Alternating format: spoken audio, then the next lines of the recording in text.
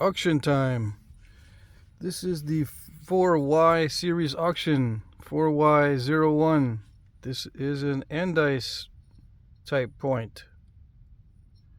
I made it last night. Last minute stuff. This is heat treated. Hold on. Non-heat treated. Root beerish type chert. Yeah, I did this off camera because I did not want to snap these barbs off. They took me forever. Okay. Total length is 3 7/8, a little bit more, by 2 inches exactly. See, I usually want 2 inches or a little bit more before I start notching.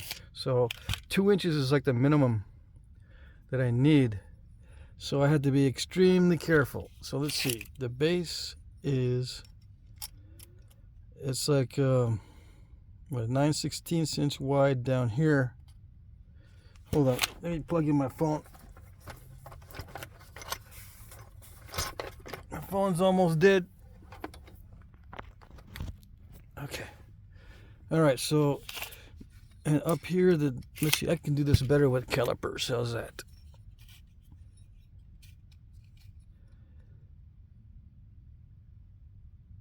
So the caliper says that this is 5/8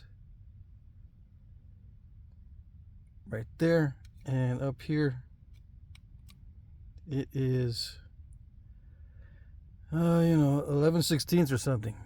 Yeah, and I tend to make my Andice points with contracting stems because I think the expanding stems are the bell type points or Calf Creek types. I always make my Andice with contracting stems. I might be wrong on that, but that's the way I do my Andice. Okay, so the length on this is 7/8 long. So it's longer than it is wide. Okay.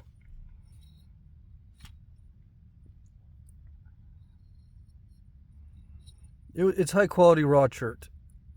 Yeah, it was nice to nap this stuff. Every once in a while, I come across a good piece, and I did dig through my stuff all day yesterday and did find this one nodule that looked promising, and it turned out to be good. Yeah, I'm running very low on these. I'm going to be going out this week to find more nodules of this stuff, so I should have a bunch more for next month. Yeah, all right. Well, let's see. I didn't weigh it. I'm curious. I'm going to weigh a lot of these, or all these, to this week. 566 grains, not grams. Okay, all these measurements I'm going to be doing as far as weight are going to be in grains. Okay, all right.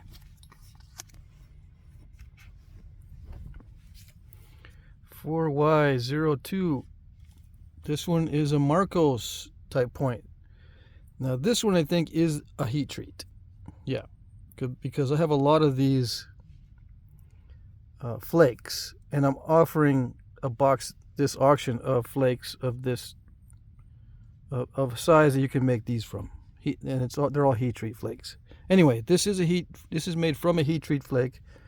It's a Marcos point. I have a real one, a base, right? The top is snapped off, and ever since I studied mine, the one I have, I've really liked the Marcos point. So I try to make one any chance I get. And this one turned out to be a wide preform, so I said, yeah, Marcos. All right. And it turned out to be flat too, so without many step fractures at all. It was nice. It was relatively easy to nap. Yeah. Okay. Let's see.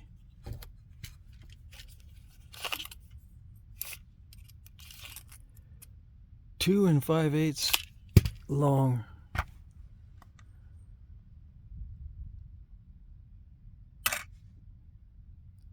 .226 grains, and the width is like the widest part across the barbs is 1 3/4 or thereabouts. Let's see, millimeters. Let's do it across the notches here. Okay, well, let's just call it 42 by 6. That's 7 to 1. Okay.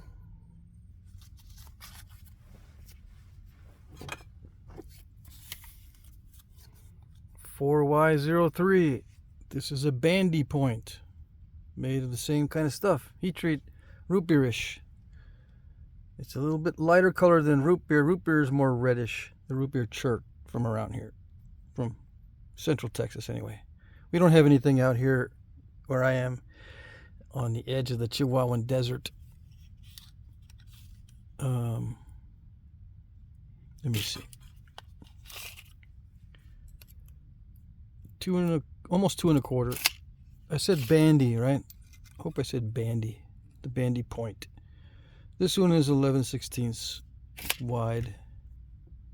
Bandy is related to the oh, now I'm gonna forget. Martindale.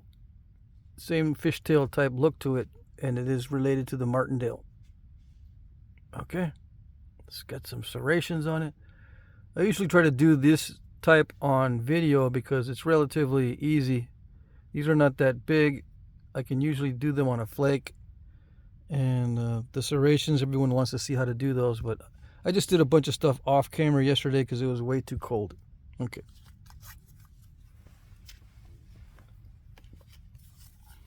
(4Y04). Yeah, I'm auctioning off a lot of individual points. I'm not putting them in a set of 3 like I usually do. This one is a Ensor type. Same type of heat-treated root beerish type chert. 3 inches by 1 inch. Yeah, fully sharpened up.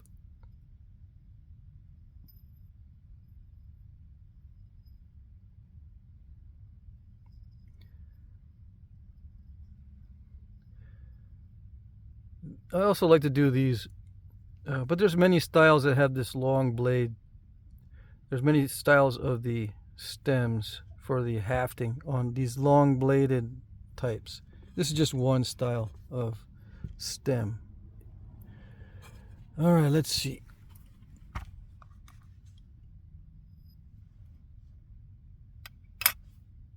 (178 grains). Okay.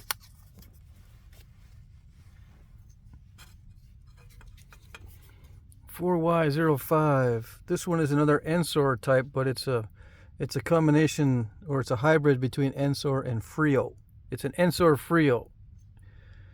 Yeah, so the notches are a little bit more rounded, and it's got a basal notch.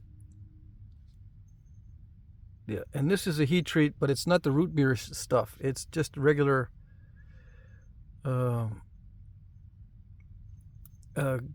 roadside gathered rock. And I can gather these sometimes on dirt roads, this type of flint. It never comes in big nodules, but sometimes I can get good quality flint from these smaller nodules, and then I heat treat them because they're not the best quality. They're good for knapping raw, but they're not the best until I heat treat. So this was relatively easy to knap because of the heat treat status of it. Yeah. And yeah, I like doing this style. It's sharpened up. Okay. Did I measure how long it was? A little over 2 3/4. No, I gotta weigh it.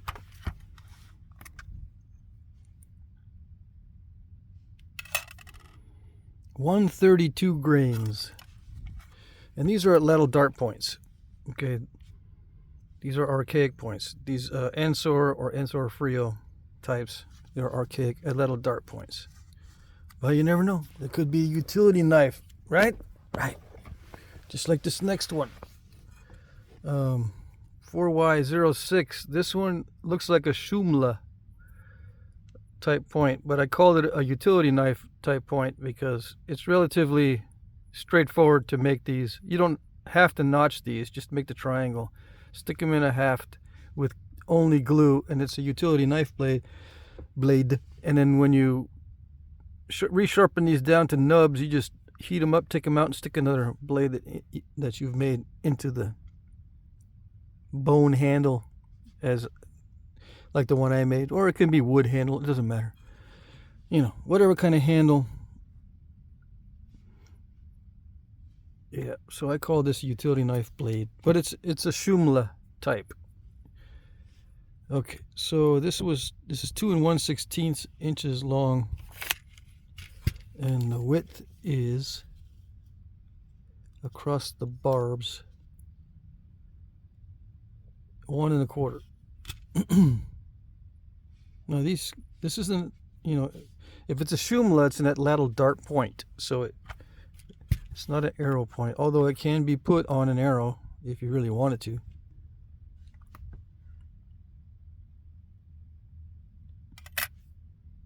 .104 grains. Yep. Okay.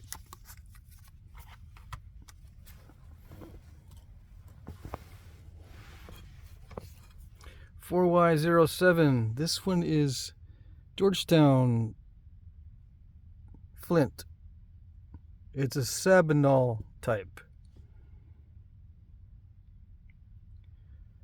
Yeah, it ended up being a little thicker than I wanted because it was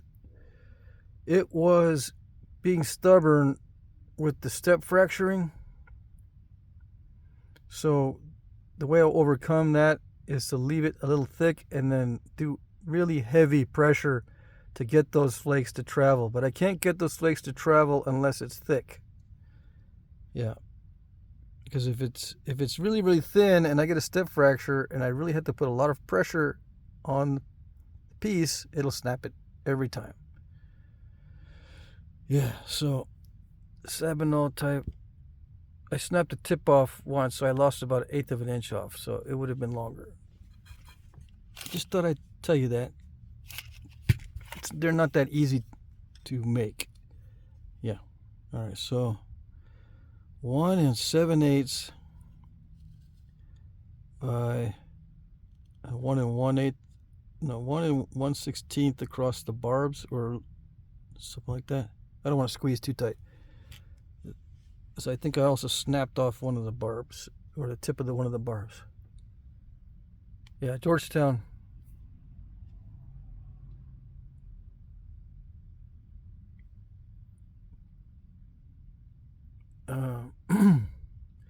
Yeah, I probably should have used that root beer stuff to make one of these because it's a lot easier to run flakes on it once you heat treat it. I might have also heat treated the Georgetown. It's got the serrations are more like Scalorn serrations. I don't know if the Sabinal had serrations like this, but I know the Scalorn types did. I just stuck them in there because I think this type of serration is cool. And yeah, I did this off camera. I think the only one I did on camera is the Shumla. Yeah. Right? I think so. Okay. Or the utility knife blade, as I called it. All right, we got one box. That's it. Just one box because I'm running low. 4Y08. I've got a box of heat-treated root beerish type chert, suitable for making these utility knife blade type things. Okay, and maybe one of these longer points like that. Maybe not this piece. This is a straight flake. You might be able to get one out of that with the original flake scar on one side, that sort of thing. So yeah, these are all as flat as I can manage. It's all heat treat to 325 degrees. Okay, 325 degrees. So some of them are going to be more snap and halfish than others. The color ranges slightly. Some of them are more reddish. The more reddish ones are what we call root beer. The other stuff is just called either Pedernales chert or root beerish type chert. Yeah, it's pretty common over a wide area of Texas. So it's not all going to be stuff near the Pedernales River, but it's close. There's some that's close to that river, of course.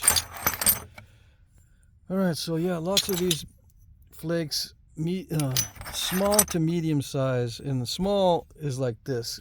Let's see, what is it? It's you're only going to be able to get maybe 2 1/4 inches long out of it. Okay, you got to be very careful with these because some of them are snap and halfish, like I said. And this one, you're going to lose some off the width because of the cortex. I don't know how thick it is right there, but you should be able to get material from this other side. Looks pretty good.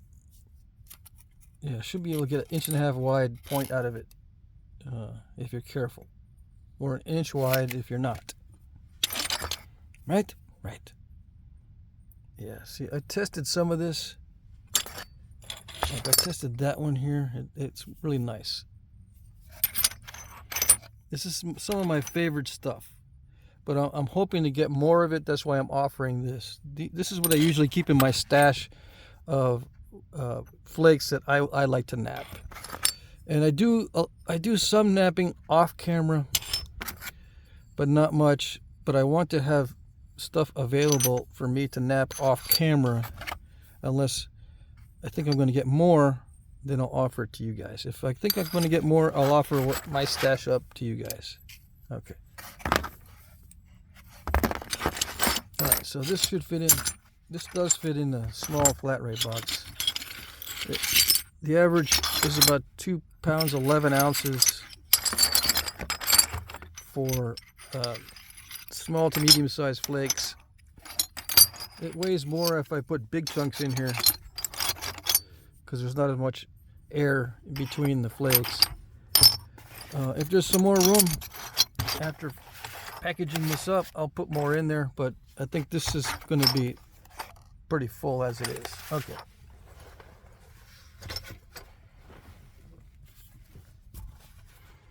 Rules. These are my cheat notes. There's a better description of the auction in the description box below. Please look at my previous auctions to see how they work. If you are not able to reply or comment, you will not be able to bid. I can enter your bid for you, though, if you email me. Yeah, sometimes people have trouble with the comment section on YouTube, or it's not running right, or something's messed up. So just let me know in the comment section, or just, during the auction, you can just type in stuff and say, can you see my comments? Or I don't know how to do this. Where do I put my comment? Blah, blah, blah, blah. You can do whatever. All right. Auction 3J has a demo on it on how to bid Auction 3J. I used my tablet, so there's that. You can look at that if you want. Bid in the comment section under one of my pre-populated comments. This means that you will be replying or commenting on one of my comments that I put in ahead of time. When you see the video pop up, you'll see comments in there already. That's because I put comments in there with the item number, right? A timestamp where the item appears in the video, and a short description. I put those in there. You reply or comment under the one you want to bid on. And your comment or your reply is your bid. And please put the item number in your bid comment, like if you're new, especially if you're an old hat at this, you don't need to do it. You can just put $20 as your reply or comment. But if you're new, put in the item number plus $20. Item number blah blah blah $20. Okay. As an example, just in case you end up posting or putting your comment or reply somewhere where it doesn't belong, at least I know which one you're bidding on. Okay, that's why I'm saying this. If you've done this before, you already know how to reply to the correct comment. Okay. I will like your comment if I see it. That's important because not all comments are seen. Yeah, unfortunately, YouTube's not that good at this. Anyway, if I see your comment, I will like it. The auction is open from like 3 p.m. Eastern to 9 p.m. Eastern. So there's like 6 hours in there where it's open. You can put in your comments, and I will check during that time to see if I see it. If I see it, I'll put a like. Now, I don't check that often in the beginning, but as the time rolls toward the close of the auction, I will check a lot more often. If you still don't see a like on your comment and it's like it's getting to be 8 p.m. Eastern, only 1 hour left, then say, hey, do you see my comment? I don't see a like on my comment. So I'll reply, or we'll try to figure something out. I might not be able to see the comment. Okay. Sometimes comments are not always visible. It may take me a while to like your comment, but as the time approaches the end of the auction, I will check more frequently. Yeah. Try not to bid at the last minute. I'm using YouTube's time tracker, and it's not always accurate. It can be up to 2 minutes off. Please be aware of this. Yeah, that's a big one. Sometimes YouTube time tracker is off, and I don't want to get anyone upset, but I used YouTube's time tracker because everyone sees that one. If I use my own clock and it differs from YouTube's clock, people will say, hey, you're not doing it fairly. It's supposed to be fair. I think you're playing favorites. So I've got to use YouTube's time tracker. And if YouTube's time tracker says you're late, you're going to be late, even though you know you're on time and I know you're on time.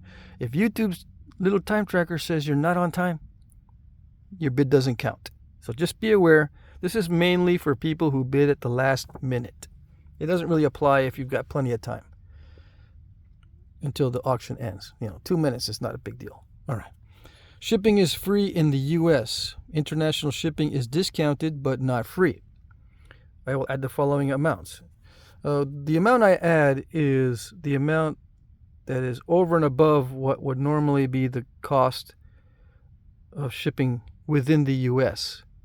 So let's say I go to the post office and I'm going to send a first-class package, and to your country it costs me $30. Well, to send it in the U.S. would be like $5, $6. So I'll deduct $5 or $6 from the $30, and it'll be $25 in that case. Many times it's not that expensive, so this is an average. These are average amounts on what I add to international shipping. It is discounted. International shipping will be more than this in most cases that I've listed here. Okay.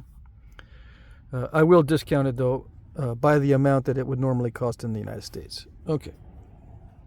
International rates often change. I might need to charge more than this. Yeah, but I'll tell you in the emails when we email back and forth. I'll let you know of any developments or any added costs on your end. Sometimes the international people not only have to pay this extra shipping, but they got to pay to pick their packages up from the post office where they're at. So not only do you have to pay the shipping fee that I'm charging, you have to pay a pickup fee at your destination. Now, this is not always the case, but many times it is, and people sometimes are not aware of this. So just be aware. Okay. I will provide tracking numbers. I accept PayPal, Venmo, Cash App, checks, or money orders. I can also email you an electronic invoice that you can pay with a card.